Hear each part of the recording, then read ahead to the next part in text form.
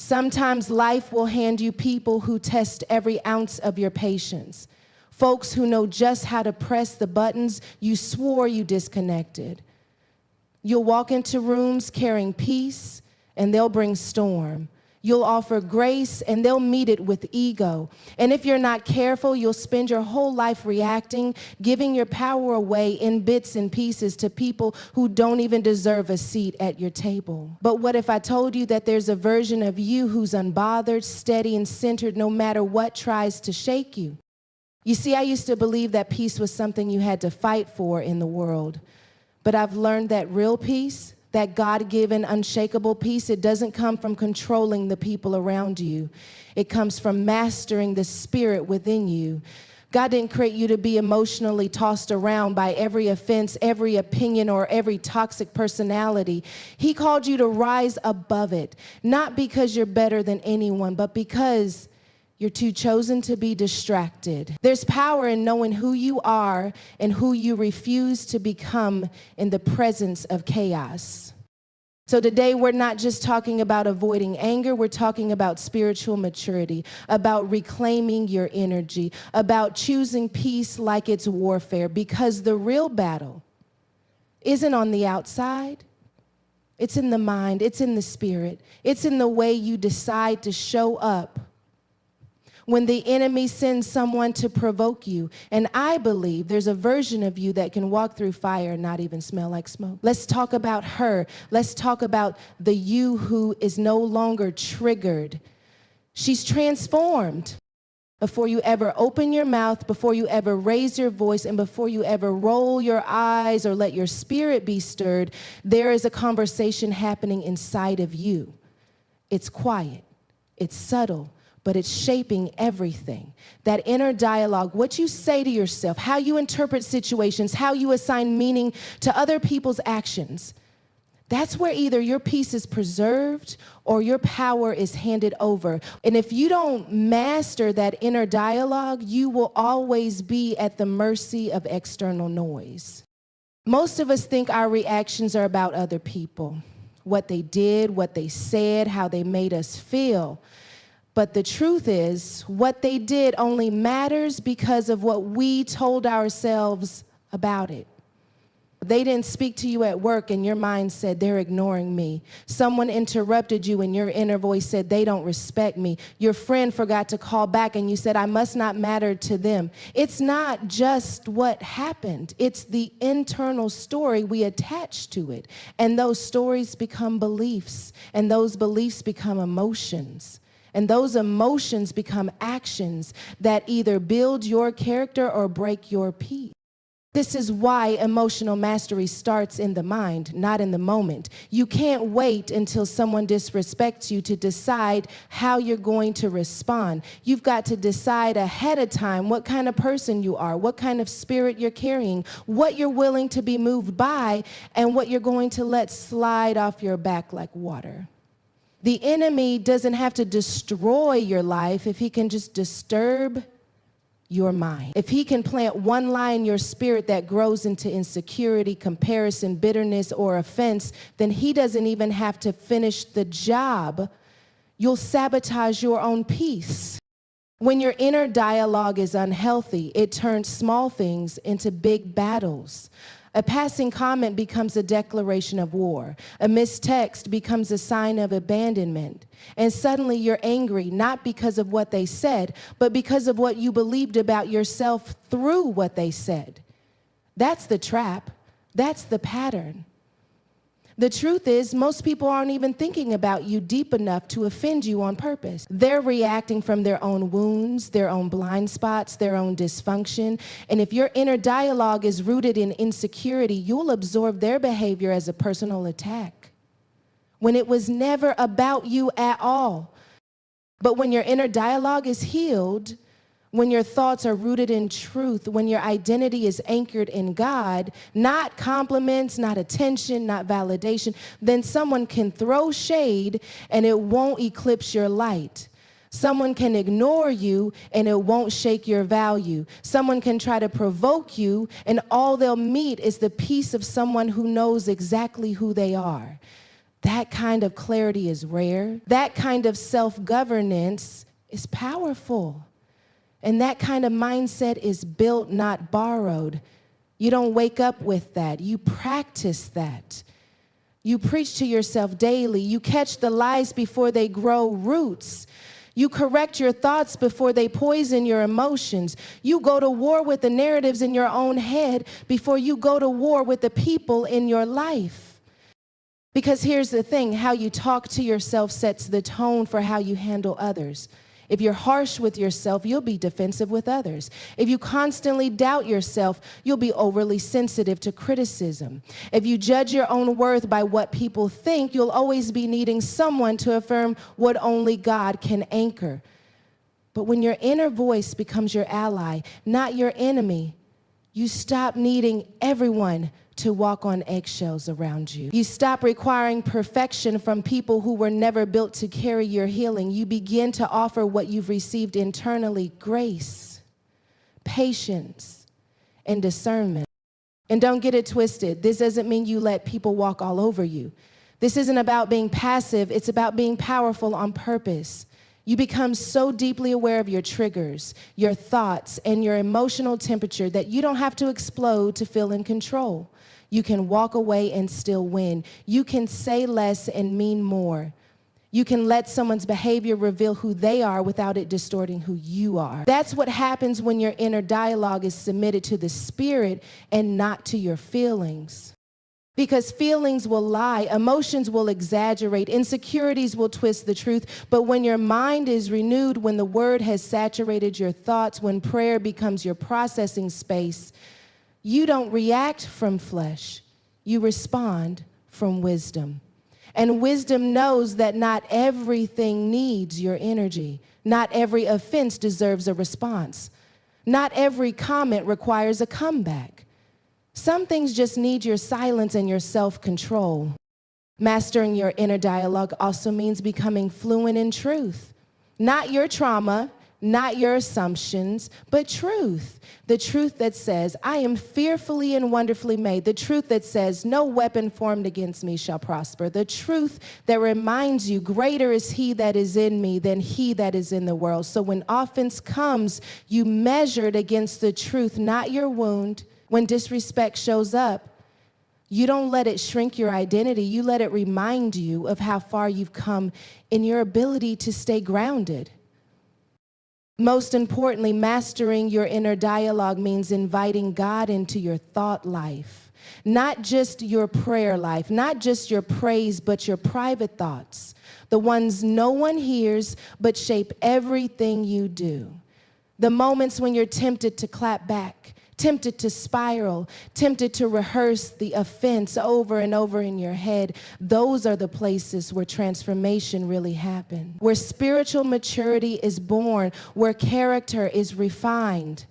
Because it's not the big stage moments that define your peace, it's the daily decision to believe better, think deeper, and choose differently. You won't always be able to control what people do, but you always have the power to control how you think. And that is the key. Not learning how to control people, but learning how to control the inner script that determines what they mean to you, how you feel about it, and what you choose to do with it. And when you take ownership of that, when you learn how to pause before reacting, to listen before judging, to reflect before responding, you begin to see how much of your anger was never about them. It was about you. What was unsettled, what was unhealed, what was unknown. And now that you know, you can grow, you can shift, you can speak a better word over yourself. You can break the cycle of emotional reactivity by becoming the kind of person whose peace isn't situational, it's supernatural. There is a moment so quick you almost miss it. When someone says something slick, when someone crosses a line, when someone does something petty or passive-aggressive, and everything in you rises up, ready to clap back, defend, explain, or retaliate, that moment is where the enemy waits.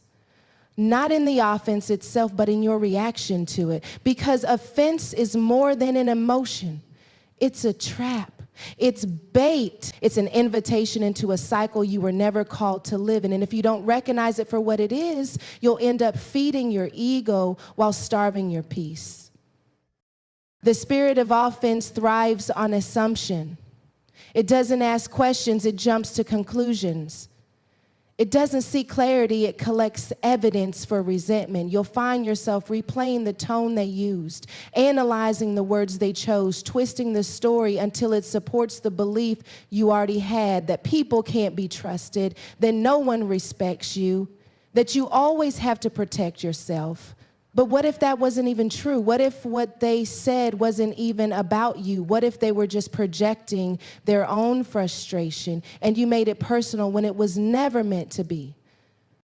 The enemy knows that if he can bait you into taking offense, he doesn't have to do anything else. He won't need to steal your peace. You'll give it away. He won't have to ruin your day. You'll rehearse the wound until it poisons your joy. Offense clouds your judgment. It distorts your discernment. It makes you more interested in being right than being whole. And the dangerous thing is, offense often feels justified. It disguises itself as righteousness when really it's a reaction rooted in pride, pain, or fear. So you'll call it setting boundaries when really it's building walls. You'll call it self-respect when really it's self-protection masquerading as wisdom.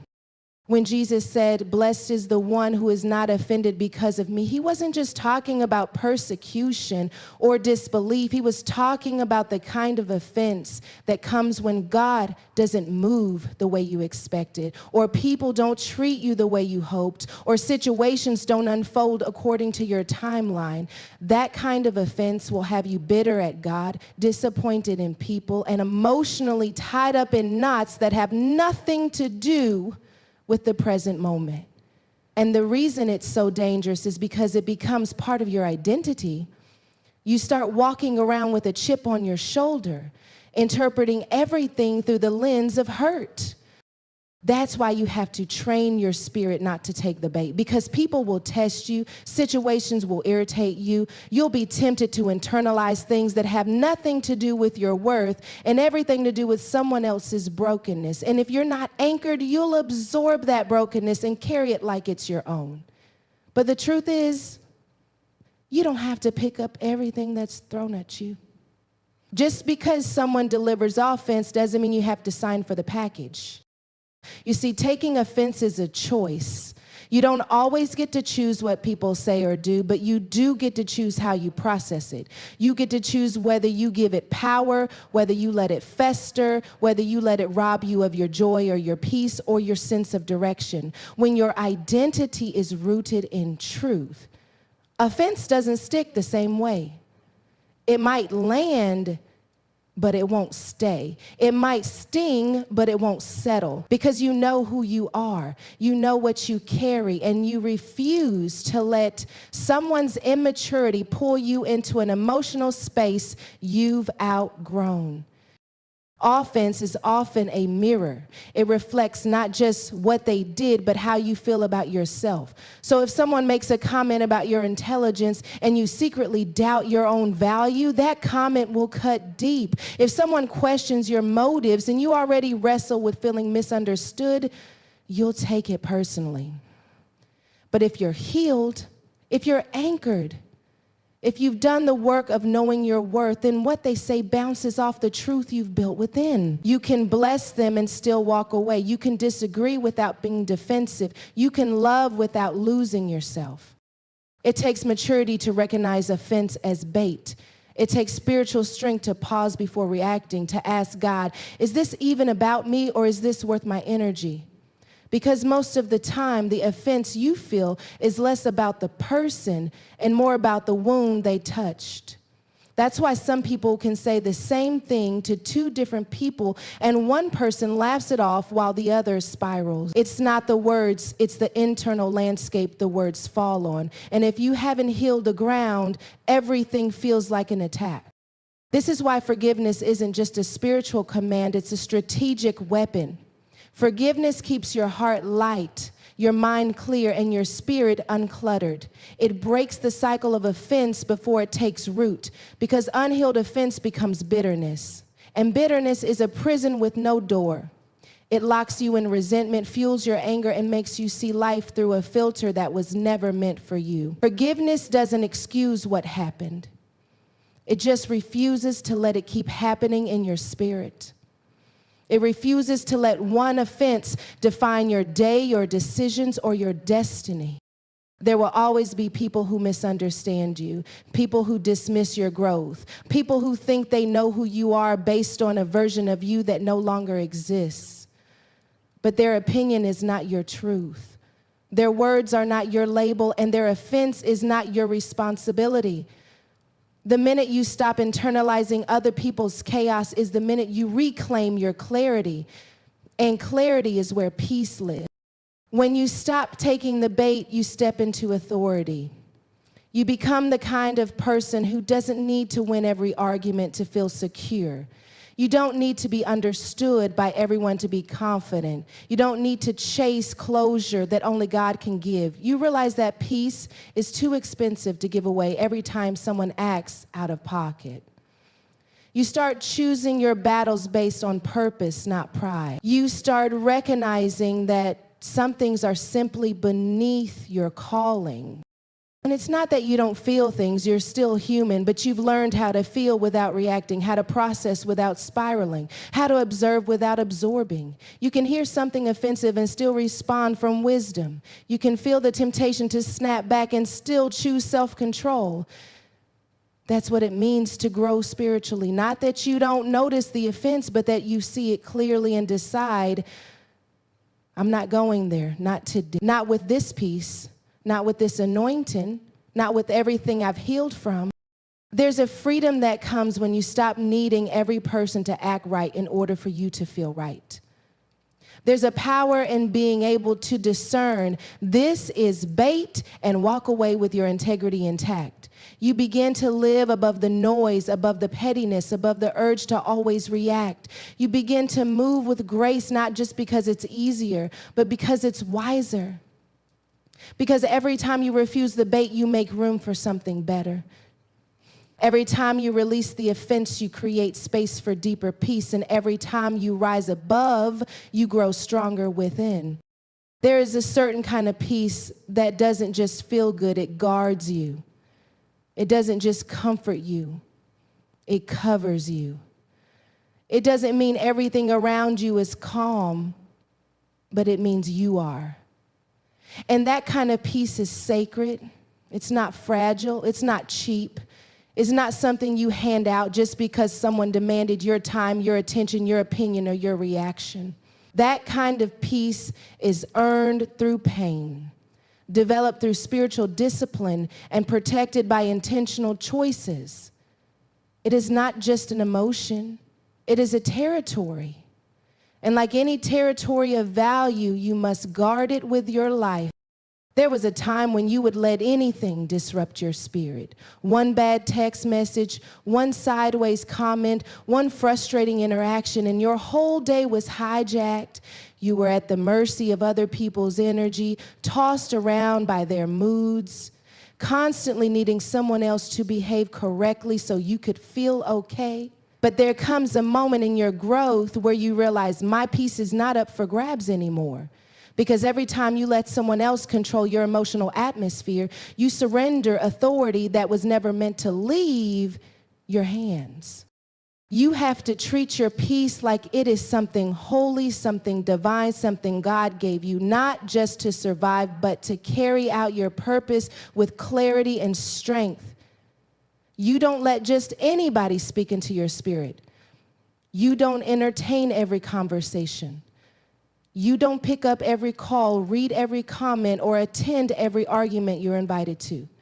That's not arrogance, that's stewardship. That's knowing that peace is a limited resource in this chaotic world and that you fought too hard and healed too deep to lose it over something petty. There are people who don't even want peace for themselves, but they want access to yours. They live off of drama, off of dysfunction, off of instability. And when they see someone walking in stillness, they feel uncomfortable. They'll try to pull you into chaos, not because you did something wrong, but because your calm confronts their storm. Your centeredness reminds them of what they haven't dealt with in themselves. And if you're not careful, you'll end up managing their storm instead of maintaining your own stillness. Peace must be prioritized. It doesn't just happen, it's built. And the more you grow, the more intentional you must become about protecting it. That means setting boundaries that make people uncomfortable. That means saying no without guilt. That means choosing solitude over social circles that drain you. That means refusing to explain yourself to people committed to misunderstanding you. Because peace isn't just what you feel in a worship service. It's what you walk in after the music stops. It's what you carry in boardrooms, in breakups, in traffic, in silence. And the only way to carry it well is to guard it fiercely. Some people won't like your peace because they were used to your chaos. They liked the version of you that argued back, that matched energy, that chased closure, that always had something to prove.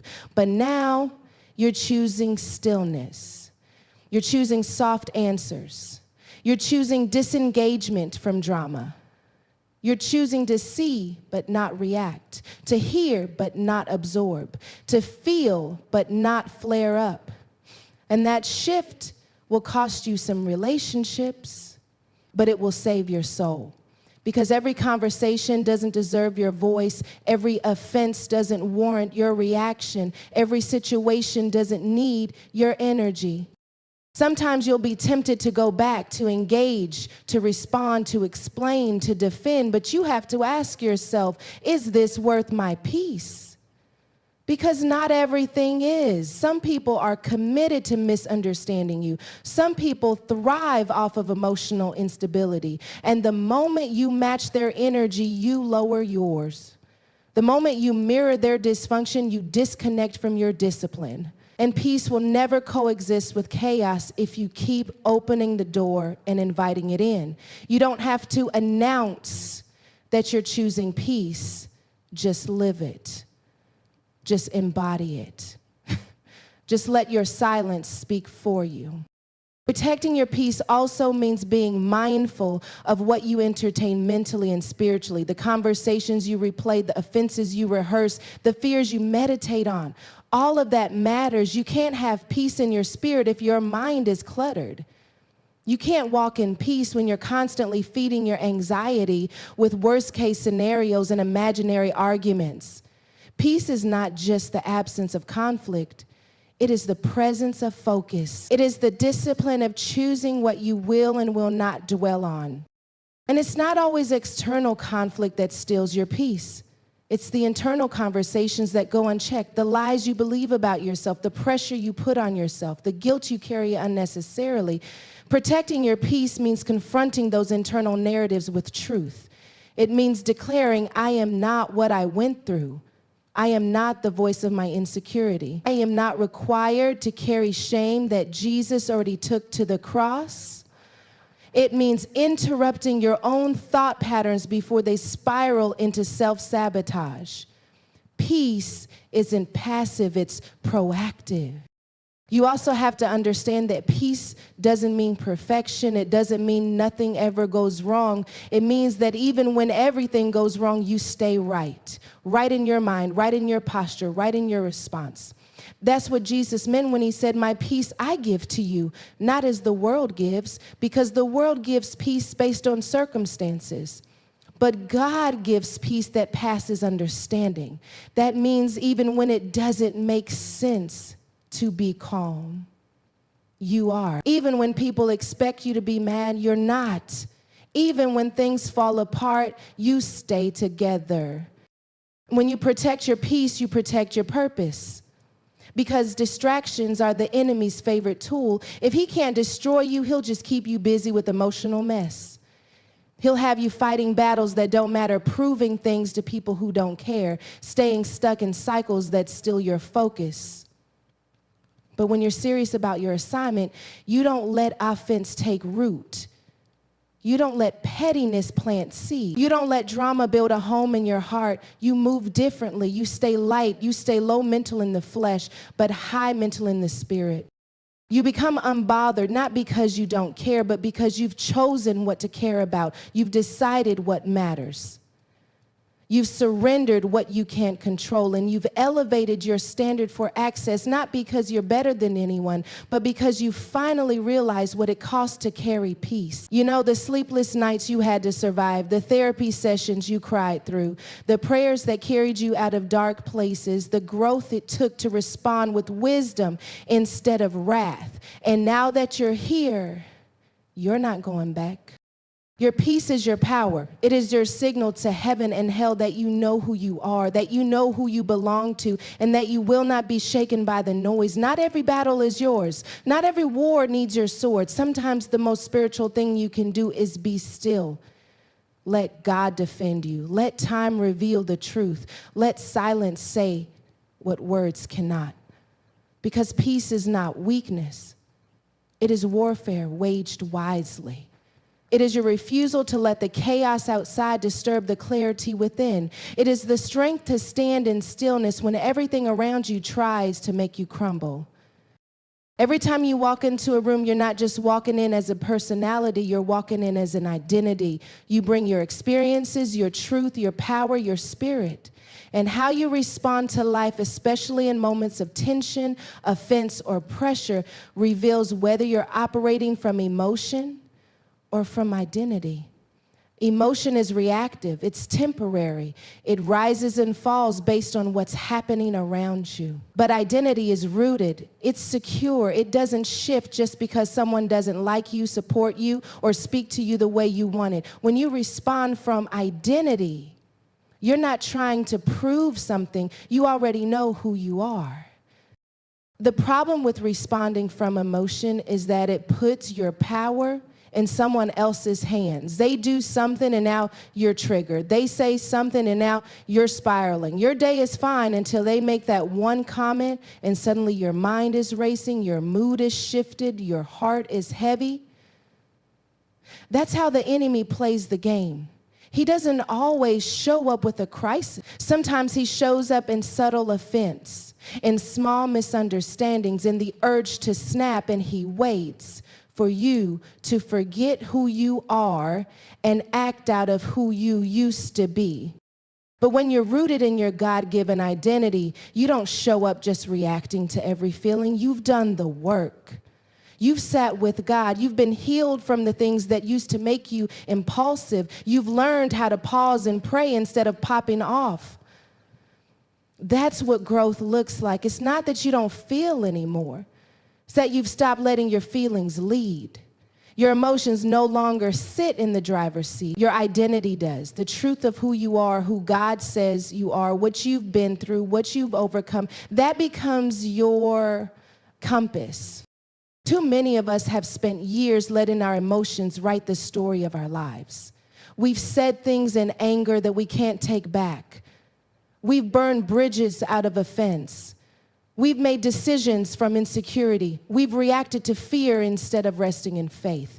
And each time we do that, we're not just reacting. We're reinforcing a false version of ourselves, one that is easily shaken, easily baited, easily thrown off course. But when you begin to live from identity, your whole posture changes. You become less available to chaos, less triggered by pettiness, less bothered by things that used to undo you. Responding from identity means you remember your worth in the moment of disrespect. It means you choose dignity even when disrespected. It means you say, I'm not going to let this situation pull me into a character that doesn't match my calling. Because every response is a reflection. It's either a reflection of your pain or your purpose. It's either rooted in your ego or anchored in your identity. And when you choose identity, you elevate the entire atmosphere. You become the thermostat, not the thermometer. You set the tone, not mirror the madness. There's a version of you that used to need closure, used to need explanations, used to need the last word, but now you're learning that silence is power, that self-control is strength. That walking away doesn't mean weakness, it means wisdom. Identity doesn't need to chase validation. It doesn't need to be understood by everyone. It doesn't shrink when criticized, because identity is secure even when people are inconsistent. Your value isn't up for debate. Your purpose isn't threatened by someone else's opinion. You don't have to argue for your greatness. You can just be it. When you respond from emotion, it feels good in the moment, the clap back, the shade, the petty comeback. It gives you a temporary sense of control. But that's the trick. It's temporary. Because once the moment passes, now you've got regret. Now you've got to clean up a mess. Now you've lost time, energy, peace. Emotion gives you short-term satisfaction at the cost of long-term stability. But identity is patient. Identity takes a deep breath. Identity chooses the bigger picture. It asks, who do I want to be in this moment? Not just, what do I feel like doing?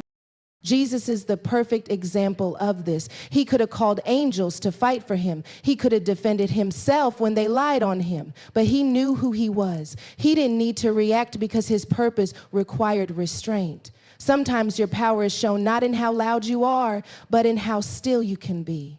Not in how quickly you respond, but in how wisely you move. When you respond from identity, you're not reacting to the now, you're honoring the next. You're making decisions with your future in mind, not just your feelings in the moment. Responding from identity also means you've done the internal work. You've sat with your triggers. You've looked at your patterns. You've brought your brokenness before God and said, heal me so I don't keep bleeding on people who didn't cut me. Because when you're not healed, your identity is fragile. It's performative. It's easily shaken. You'll wear confidence like a mask but fall apart when tested. But when identity is rooted in God's truth and not in performance, not in popularity, not in productivity, you carry a peace that can't be stolen by the ups and downs of life. You're not reactive because you've received revelation. You know that your destiny is too great to get sidetracked by disrespect. You know that your name is written in heavenly places, so there's no need to defend it in earthly ones. You know that the same God who called you is the one who will keep you, elevate you, protect you, and vindicate you. That kind of knowing makes you dangerous to the enemy. Because he can't bait you with emotion when you've been grounded in truth. He can't provoke you with pettiness when your eyes are on purpose. It takes discipline to live from identity, to walk into the same space where you used to lose your cool and now walk in with composure, to hear the same comment that used to trigger you and now just smile, to be around people who expect you to respond the old way and show up in your new skin full of grace, full of wisdom, full of discernment.